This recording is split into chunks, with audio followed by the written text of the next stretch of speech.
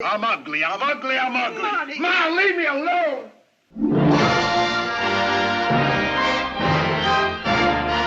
Marty is an iconic 1955 film directed by Delbert Mann that was critically acclaimed and combines romance and drama to make a wonderful motion picture.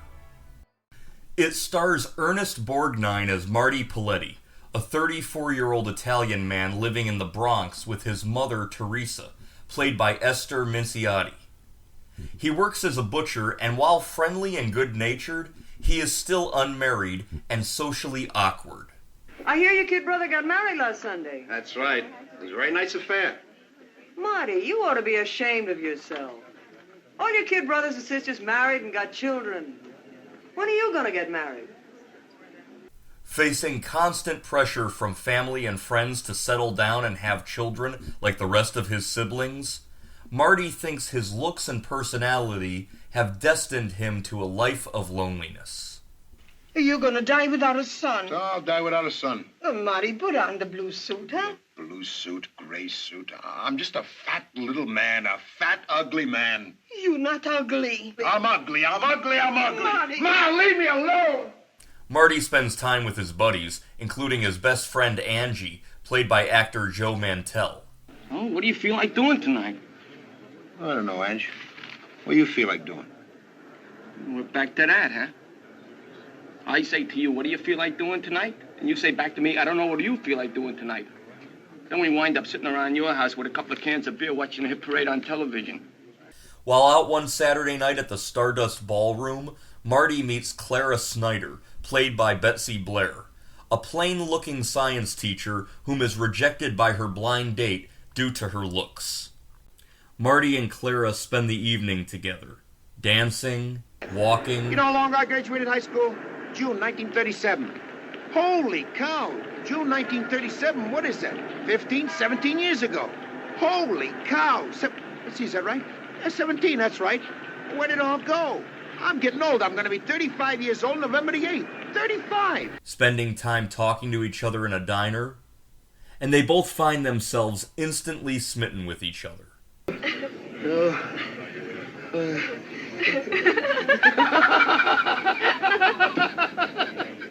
However, when Marty's Aunt Catherine, played by actress Augusta Choli, moves into the house with them, she warns Teresa that Marty will likely soon be married, and Teresa will be tossed aside as an old lady.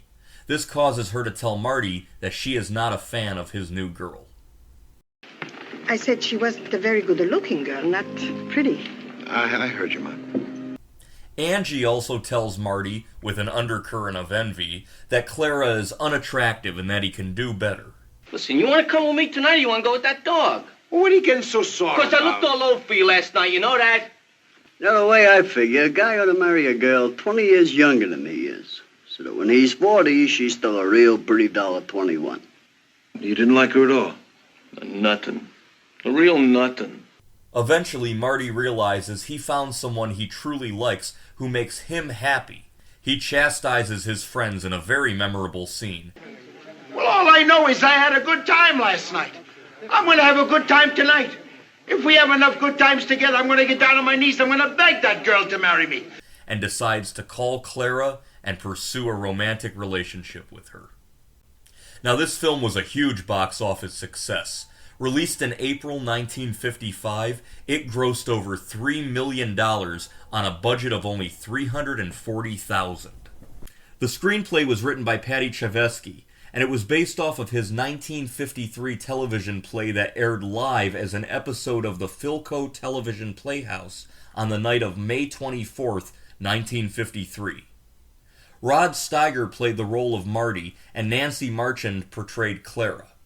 Esther Minciotti, Augusta Choli, and Joe Mantell all starred and would reprise those roles in the film version. I will die without a son. Marty, put on the blue suit. Mama, it's a blue suit or the gray suit. I'm a fat little man, a fat, ugly little man. You're not ugly. That's what I am. I'm ugly, Marty. ugly on Mama. Marty. Please, now, would you...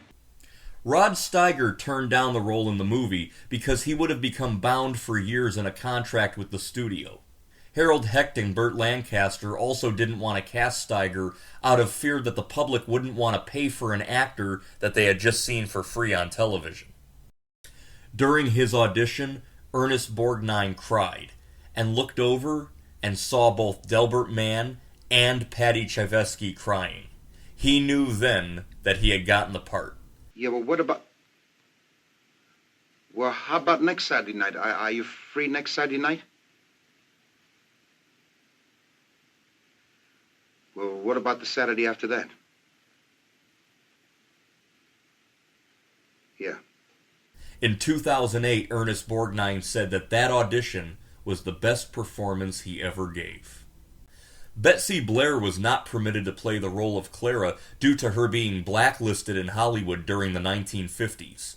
However, her husband at the time, Gene Kelly, threatened to never film another picture with the studio Hecht Lancaster unless Blair was allowed to be cast in the role.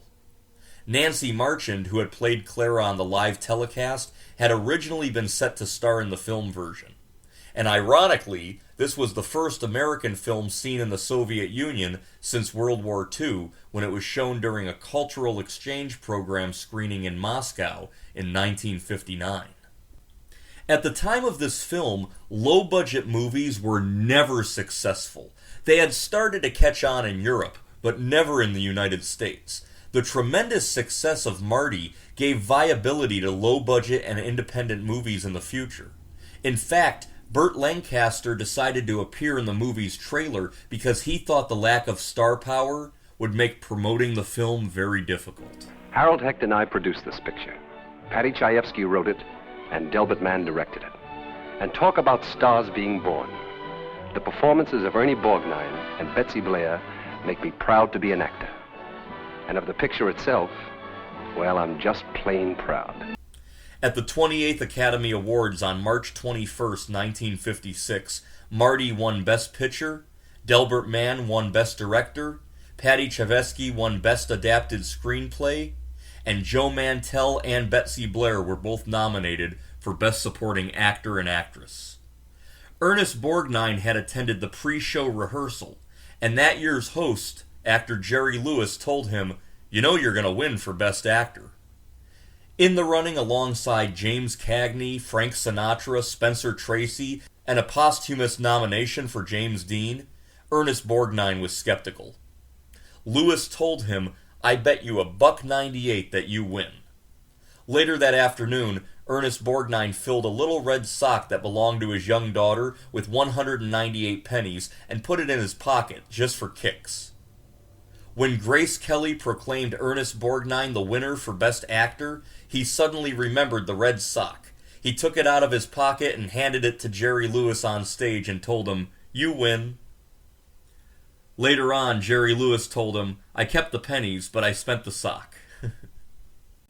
In 1994, this film was added to the National Film Registry for preservation in the Library of Congress for being culturally, historically, or aesthetically significant to American history.